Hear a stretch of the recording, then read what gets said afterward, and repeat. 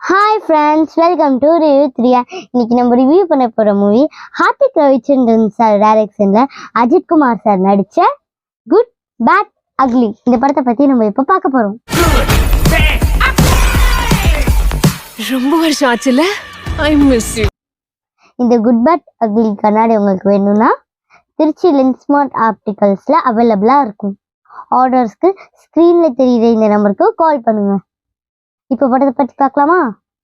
இந்த படத்தில் Ajith sir, Trisha madam, பிரபு sir, இப்படி ஒரு நட்சத்திர பட்டாளமே நடிச்சிருக்காங்க.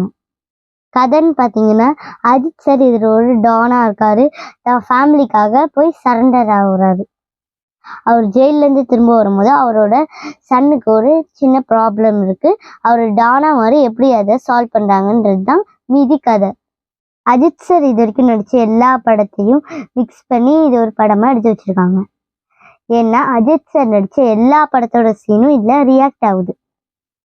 அஜித் சாரை மாசா காட்டணுன்றதுக்காகவே இந்த படத்தை எடுத்திருக்காங்கன்றது தவிர்க்க முடியாத உண்மை.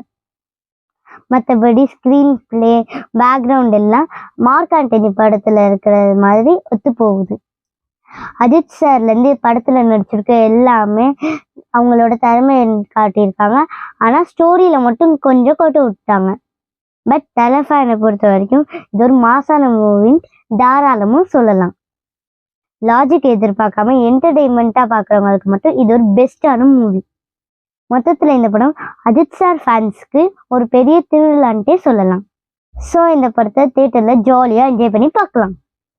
ஓகே ஃப்ரெண்ட்ஸ், நம்ம நிகழ்ச்சியோட முடிவு நேரத்துக்கு வந்துட்டோம். இந்த நிகழ்ச்சி உங்களுக்கு பிடிச்சிருந்தா லைக் பண்ணுங்கள், ஷேர் பண்ணுங்கள், கமெண்ட் பண்ணுங்கள், சப்ஸ்கிரைப் பண்ணுங்கள். மீண்டும் நான் உங்களை அடுத்த நிகழ்ச்சியில் சந்திக்கிறேன். நான் உங்கள் நசியா. பாய் பாய்.